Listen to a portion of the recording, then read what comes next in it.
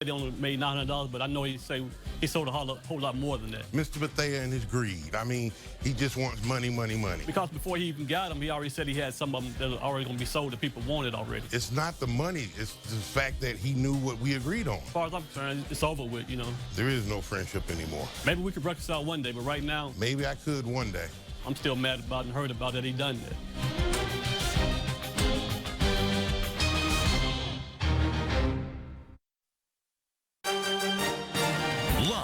From our studios in Boston, WBZ News at 5 starts right now.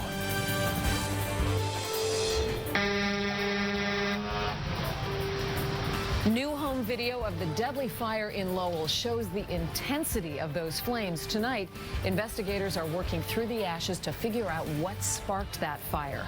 1 week ago today, we now know firefighters came to that building on Branch Street responding to calls about fireworks. Thanks for joining us tonight. I'm Lisa Hughes in for Paula. And I'm Jonathan Elias. Good to have you along this evening. That fire we know did kill 7 people. It injured 9 others and left dozens of others homeless. Now, we do have live WBZ team coverage for you this evening with I-Team's Joe Shortsleeve focusing on the investigation that's going on. But let's start it off this evening with Michael Rosenfield. Michael?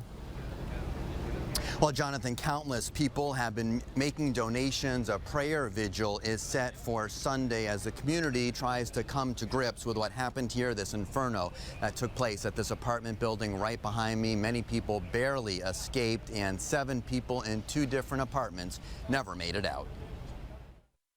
I can't get over that.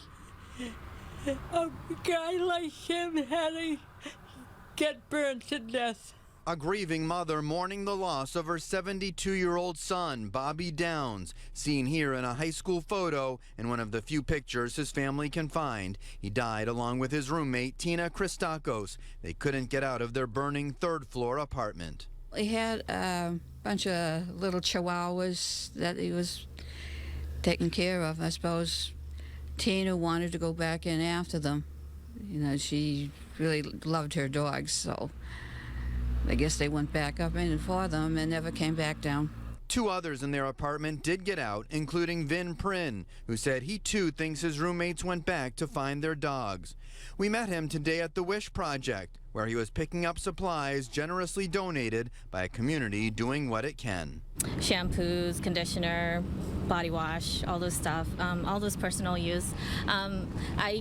I coupon sometimes, so I have like a whole stockpile. I figured this is a good use. 7 people died in the fire, Torn Sack and his girlfriend Ellen among the victims, and 3 of their children, including 7-year-old Sayori. Todd Doss is one of the dozens of survivors who have lost everything. She was woken up by the smoke and flames. Feel hot to my face, and then I go, oh, fighting, and then I look, I cannot see.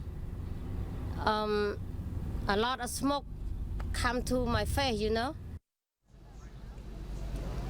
So a lot of donations have been coming in, food, clothing, and cash, but the Wish Project telling me what they really need, because they're dealing with a Cambodian population a little bit smaller in stature. They need small sizes of shorts, underwear, dresses, and summery lightweight clothing.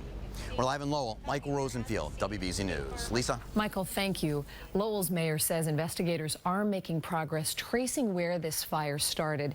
The I-Team's Joe Shortsleeve is live in Lowell tonight. And Joe, I know experts are focusing on a specific part of this building. Yeah, that's right. The I-Team has confirmed that they have, in fact, narrowed their search. Now, I can't tell you that there are some huge headlines here, but what we do know is that investigators spend most of today focusing on the 2nd-floor living area of that building, quote, digging around looking for the cause. Now, Lowell fire investigators, of course, are getting a lot of help here, help from the state and federal level. Fire investigators are still talking about how fast the flames spread.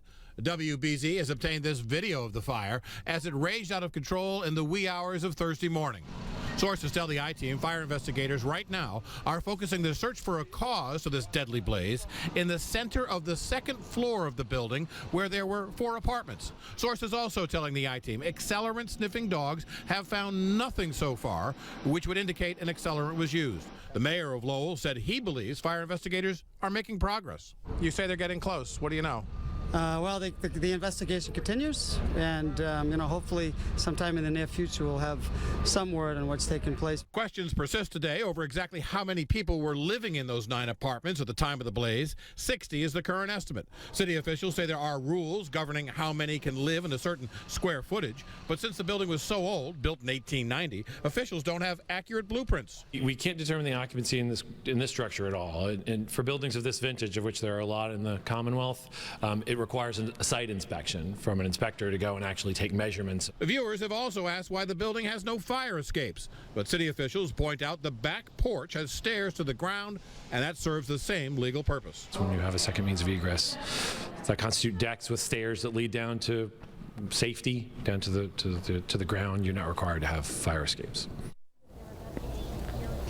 Now, there's been a lot of talk about whether or not the fire alarm system has been working in this building, and I can tell you that Lowell's mayor went out of his way today to say that the central fire alarm system in that building must have been working the first week of July, because he says somebody set off fireworks in a common area, and that prompted a response from the Lowell Fire Department. They say they're going to be here looking for a cause all weekend long. Live in Lowell, Joe Shortsleeve, WBZ News. Lisa? All right, Joe, thank you. And if you'd like to help the fire victims, go to cbsboston.com/donate.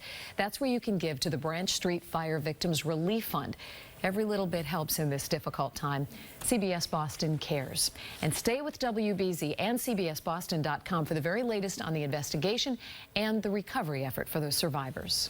This just into our newsroom. Live pictures now from Sky Eye over Chelmsford High School. That's right, there's a plane at the high school. That's where a U.S. Coast Guard plane just made an emergency landing. Sorry about the picture cutting in and out on you. We're told that the pilot of a one-seater Cessna experienced an engine problem. He needed to put the aircraft down. It looks like he did a flawless job of setting it down there on the playground area or the field, where I understand that the pilot is okay. Now becomes the problem of getting that plane off the playground and back to where it belongs. Well, everybody escaped the flames in a New Bedford fire this morning. Firefighters rushed to the Lebanese kitchen on Purchase Street just after 11:30 this morning.